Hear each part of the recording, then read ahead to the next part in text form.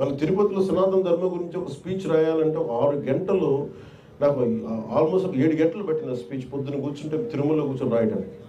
అది రాస్తున్నప్పుడు నాకు అర్థమవుతుంటుంది ఒక శ్రీ తాలూకు ఎంత వేదన పడితే ఒక మహాప్రస్థానం వచ్చి ఉంటుంది, ఎంత జ్వలించిపోతే ఒక వర్షం కురిసిన, ఒక అమృతం కురిసిన రాత్రి వచ్చి ఉంటుంది, తిలక్ ఎంత జ్వలించిపోయి ఉంటాయి అంటే ఒక్కొక్కళ్ళ గురించి. అలాగే విశ్వనాథ గారు అన్ని గొప్ప కావ్యాలు రాయగలిగారంటే ఎంత దహించుకుపోవాలి ఆయన. అంటే ఎంత ఆయన కూర్చొని వంట చేస్తూ నోటితో ఆయన రాయలేదని చెప్తారు ఆయన. ఇప్పుడు ఆయన గురించి అసలు చెప్తూనే కథ నోట్ చెప్పేవాడు. మళ్ళీ ఈరోజు ఆపేసిన కథ మళ్ళీ రేపు పొద్దునకి మళ్ళీ అందిపుచ్చుకొని మళ్ళీ అది కంటిన్యూ చేయడం. అలాంటి మన విజయవాడలో మహానుభావులు. అలాగే ఎంత సాహితీ సేవ చేయొచ్చు అంటే నాకు అనిపించింది, మనకి సూర్యరాయాంధ్ర నిఘంటు అంటే మీకు ఒక డిక్షనరీ పట్టుకుంటే మన కథ, మన ఉదాహరణకి ఒక క్రిమినల్ ఆయన మాల్కమ్ ఎక్స్ అని. మాల్కమ్ ఎక్స్ ఒక చిన్న కార్ థెఫ్ట్లో పట్టుకొని, కార్ని జాక్ చేస్తే దొంగతనం చేస్తే పట్టుకొని ఆయన జైల్లో పెడితే 18-19 ఏళ్ళు అప్పుడు ఆల్మోస్ట్ జైల్లో చాలా సంవత్సరాలు ఉంటున్నాడు. ఆయన దొరికిన ఒక పుస్తకం, ఒక ఇంగ్లీష్ డిక్షనరీ. అతనికి ఆల్ఫాబెట్స్ తెలియదు, కొద్దిగా నేర్చుకొని కేవలం ఒక డిక్షనరీని చదివితే సంపూర్ణమైన జ్ఞానం వచ్చేసింది. అలాగే నాకు నిజంగా నేను ఈ రోజున మీ అందరి ముందు నేను తెలుగుని సరిగ్గా నేర్చుకున్నందుకు నేను నిజంగా చింతిస్తున్నాను. ఈరోజు బాధపడుతూ నా తెలుగు అధ్యాపకులని నేను సరిగ్గా అర్థం చేసుకున్నందుకు నేను బాధపడుతున్నాను. వాళ్ళు శపించారేమో నన్ను, అందుకే నేను తెలుగు సరిగ్గా నేర్చుకోలేకపోయాను. అందుకే ఇప్పుడు తపన పడుతున్నాను. కానీ ఇప్పుడు తపన పడ్డా కానీ ప్రయోజనం ఉంది. వ్యాకరణ ఇప్పుడు కొత్తగా నేర్చుకొని తపన పడాలంటే, ఈ పనుల మధ్యలో నేర్చుకోవాలంటే ఆ నేర్చుకునే సమయం దాటిపోయింది. నేర్చుకోవచ్చేమో కానీ ఇప్పుడు నేను నిజంగా చింతిస్తున్నాను.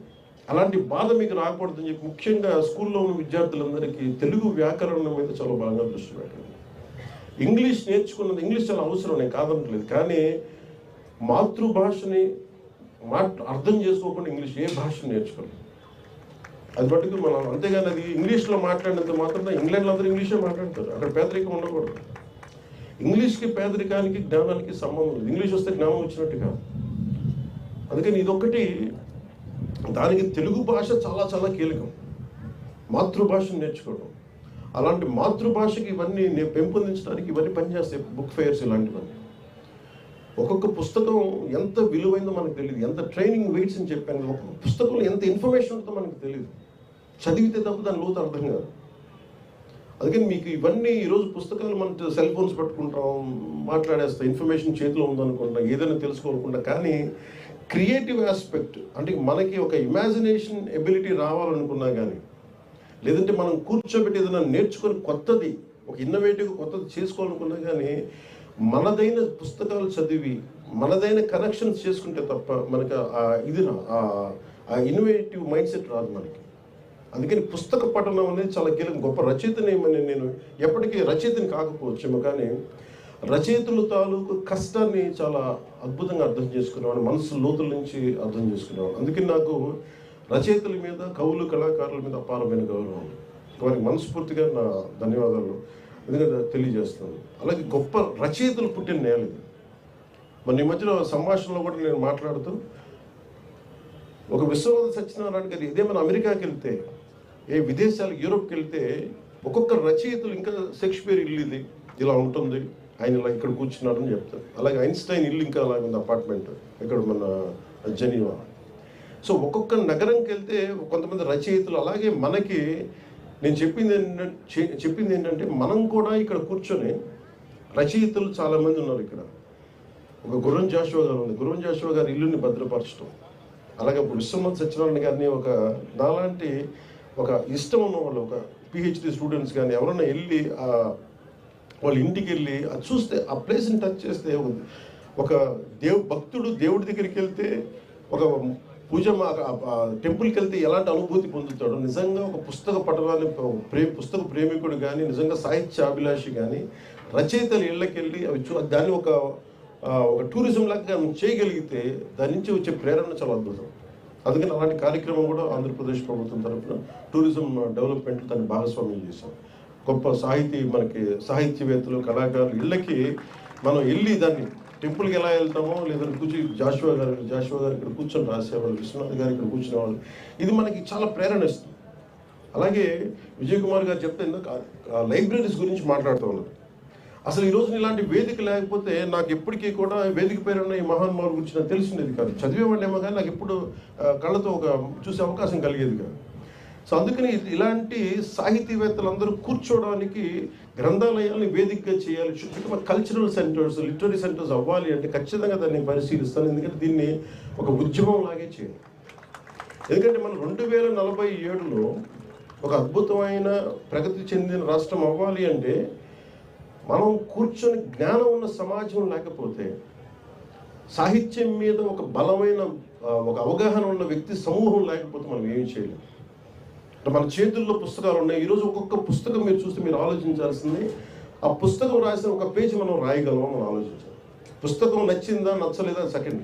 అసలు రాయాలంటే ఎంత కష్టపడాలి. భాషలో ఏముంటుందని, ఉచ్చారణం ఏముంటుందని, మనం మాట్లాడేటప్పుడు తప్పులు దొరలకుండా, రాసేటప్పుడు తప్పులు దొరలకుండా రాయాలంటే ఎంత కష్టపడాలి. ఇది మనం అర్థం చేసుకున్నప్పుడు ముందు చాలా గౌరవం పెరుగుతుంది రచయితల. అలాగే తర్వాత మనం నచ్చినాయిగా అది మనం ఎలా ప్రభావితం చూపించినాయి.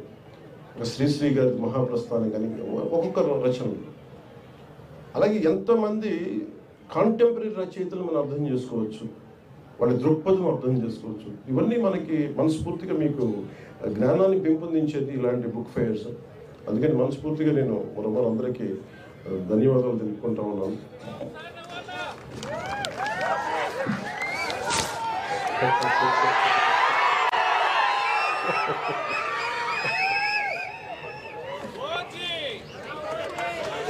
అంటే మీరు నాకు ప్రతిసారి మీరు ఓజీ కంటే కూడా మీరు శ్రీశ్రీ అంటే బాగుంది.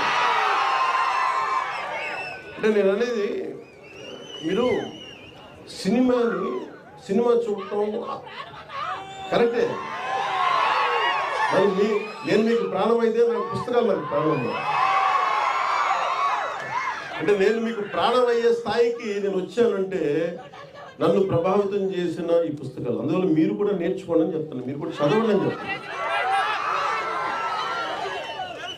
అలాగే